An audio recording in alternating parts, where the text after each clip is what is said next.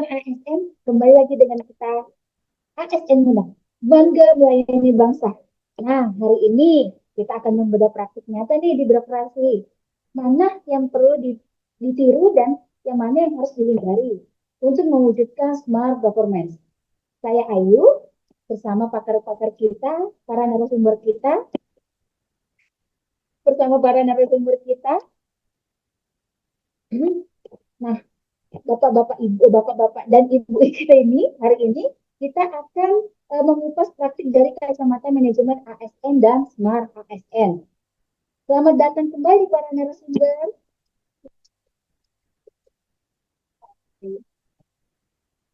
Silakan memperkenalkan diri dengan Mbak Sekar, Mbak Sita, Mas Sudin dengan Mas Anies. Silakan. Halo Mbak Ayu, apa kabar? Ya, saya siap bahas ya Kak ya, ya. Tenang aja. Oke, kita langsung ke praktiknya nih. Praktiknya ya, kita mulai dari good practice.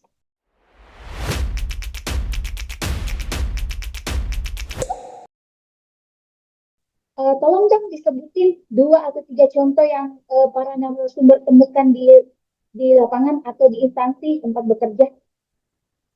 Dari segi Kak ya. Silakan. Contohnya mungkin dari lingkungan Kementerian Kehutanan itu ya Kak. Di Kemenhub ini ada untuk digitalisasi ya, ada namanya Nasional Control. Nah itu kan untuk menunjukkan modernisasi birokrasi di lingkungan Kementerian Kehutanan. Dengan pemanfaatan teknologi ini diharapkan dapat mengambil data perlindungan yang lebih efisien, dan data. Itu salah satu contoh untuk prakteknya di lingkungan Kementerian Kehutanan. Nah, saya menambahkan juga Kayu. Seperti yang kata Kakak Sekar tambahkan, di Kementerian Kehutanan juga ada good practice yang namanya itu penerapan sistem merit. Nah, yang dimana penerapan sistem merit ini dapat mempromosikan jabatan melalui talent pool yang terpusat dan digital, yang membuat prosesnya transparan dan berbasis kompetensi. Oke, kita terakhir nih good practice ya, layanan Smart Patrol. Nah, apa sih kunci keberhasilan dari perspektif Smart ASN? Boleh dong disebutin? Mungkin kunci sukses adalah kolaborasi dan inovatif ya, kali ya. Karena sistem ini kan tidak fokus untuk internal desain saja, tapi ada yang namanya untuk eksternal juga. Kalau untuk faktor internalnya kan kayak dalam penggunaannya, SDM-nya, sama apa namanya kualitas data juga bukan instansi terkait. Tapi kalau misalnya untuk faktor eksternalnya, adanya kolaborasi antara organisasi dengan IP dan dokter investor. Nah itu perwujudan itu salah satu mata ASN yang kolaborasi dan inovatif. Seperti itu. Oke, betul ya. Nah, lalu bagaimana nih strategi yang dapat dilakukan untuk memastikan implementasi aplikasi Smart oleh Polhut dan Teh yang berjalan efektif dan konsisten di seluruh instansi? Nah, tolong dijelasin gimana. Caranya itu adanya standarisasi dan knowledge sharing. Misalnya adanya prosedur SOP yang jelas, sehingga terciptanya standar kerja di seluruh instansi. Terus menyediakan pelatihan secara teratur untuk policy dalam penggunaan aplikasi smart. Selain itu adanya benchmarking wajib dan insentif bagi diri yang belajar menggunakan bahannya. Itu contoh-contoh caranya menguasai seperti itu kan. Oke. Oke, sekarang good practice kedua nih, sistem merit melalui talent pool. Ini menunjukkan profesional ASN ya? Betul sekali Kak Ayu. Karena keberadaan sistem merit ini melalui talent pool ini menjadi penanda sebagai peningkatan profesionalisme ASN. Sistem ini mengubah budaya kerja dengan menjadikan kompetensi, kinerja, dan potensi sebagai satu-satunya jalan untuk mengembangkan karir, menggantikan paradigma lama yang mengendalikan kedekatan atau faktor subjektif lainnya. Dalam sistem ini, ASN termotivasi untuk berkembang dan memberikan kontribusi terbaik karena yakin jalan menuju pengembangan karir terbuka lebar bagi yang berprestasi. Nah, untuk menjalankan sistem merit ini terdapat dua kunci utama.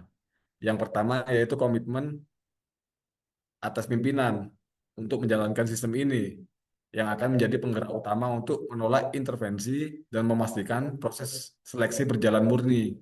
Untuk kunci yang kedua yaitu konsistensi dalam penerapannya. Karena konsistensi ini diperlukan agar sistem ini tidak sekedar wacana, tapi benar-benar mengakar sebagai budaya organisasi yang berkelanjutan. Nah, yang pada akhirnya sistem ini diharapkan dapat mendorong terwujudnya pelayanan terbaik bagi masyarakat. Itu baik, Ayu. Oke, tadi kan kita sudah ngebahas tentang good practice ya. Oke, berarti sekarang kita beralih nih ke sisi sebaliknya, bad practice.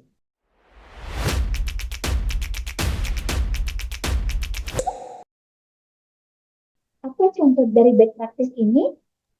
Oke, saya contohkan nih Kak Ayu untuk bad practice ini salah satunya adalah perizinan izin yang masih tumpang tindih nih. Ini adalah kebiasaan yang masih berlangsung nih sampai sekarang karena di luar sana masih banyak mafia perizinan lahan yang menyebabkan tata ruang dan penggunaan kawasan konservasi menjadi terganggu.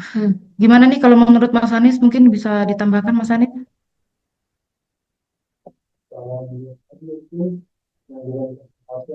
Efektif ya, karena program restorasi hutan atau rehabilitasi kurang memperhatikan keanekaragaman dan mutu genetik, sehingga rentan terhadap hama dan kurang tahap terhadap perubahan iklim di masa depan. Mungkin itu saja Kak Ayu.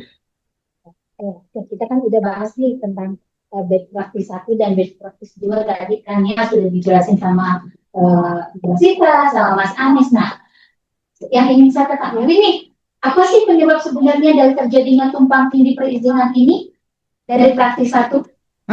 Oke Kak Ayu, untuk bad practice itu penyebab utamanya adalah penerapan SOP yang masih sangat lemah dan juga penegak hukum yang tidak tuntas atau terjadi pembiaran terhadap aktivitas ilegal yang terjadi selama ini sehingga kesempatan ini dimanfaatkan oleh mafia-mafia tanah atau oknum lahan tadi.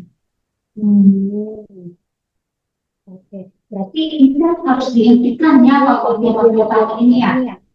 Oke, bagaimana nih mencegah agar bad practice ini tidak terulang lagi nih? Pencegahannya utamanya nih Kak Ayu, kita harus dari hulu ya, yaitu kita harus menyelaraskan peraturan yang akan diterapkan, lalu kita harus menyelesaikan dulu nih masalah-masalah yang serupa yang lalu yang sudah terjadi. Lalu kita harus menerapkan kolaboratif Kak Ayu, kita harus berkolaborasi aktif dengan penegak hukum untuk penataan kawasan atau tata batas kawasan sehingga itu pasti dan transparan gitu, yang nantinya kita harapkan semoga konflik perizinan ini tidak terulang lagi begitu. Oke, nah, berarti kalau penegak hukum ini berarti istilahnya polisi gitu ya Mbak Sita ya? Betul Kayu, dengan pihak-pihak yang terkait yang terlibat kita harus gitu ya? kolaborasi ya. Benar nih. Oke, itu kan tadi dari Mbak Sita ya tentang bad practice 1. Lalu nih terkait bad practice 2 mengenai manajemen konservasi yang kurang efektif itu sendiri, bagaimana nih itu bisa terjadi dan langkah apa yang harus dilakukan? Bagaimana nih menurut Mas Anies? Oke Kak Ayu, menurut saya mungkin adanya efektivitas pengelolaan hanya diukur berdasarkan laporan administrasi atau ONDES tanpa evaluasi komprehensif dan mendalam terhadap kondisi nyata di lapangan. Contoh mungkin tingkat ancaman, populasi dan keutuhan habitat. Dan solusinya yang dapat diambil adalah penerapan digitalisasi. Tentunya dengan menerapkan MITT secara berkelanjutan. Lalu melakukan penguatan SDM dan kelembagaan serta membangun database teknis kawasan konservasi. Mungkin itu Kak Ayu. Luar biasa narasumber kita nih. Tadi kan Mbak Sekar sama Mas Udin sudah membahas tentang good practice, kemudian Mas Anies sama Mbak Sita membahas tentang bad practice. Nah, dapat kita simpulkan nih dari tadi yang kita bahas ya, smart government sejati adalah sinergi antara teknologi yang terintegrasi, Smart ASN kolaboratif.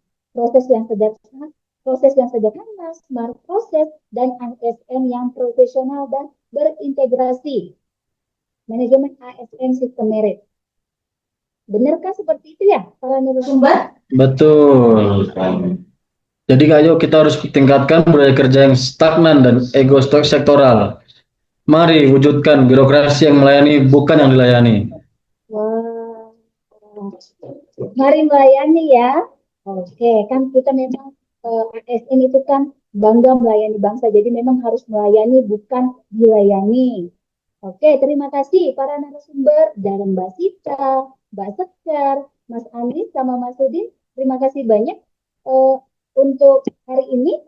Mari listener, mari kita menjadi bagian dari solusi dan terus mengawasi good practice di lingkungan kita. Sampai jumpa nanti. Bye-bye.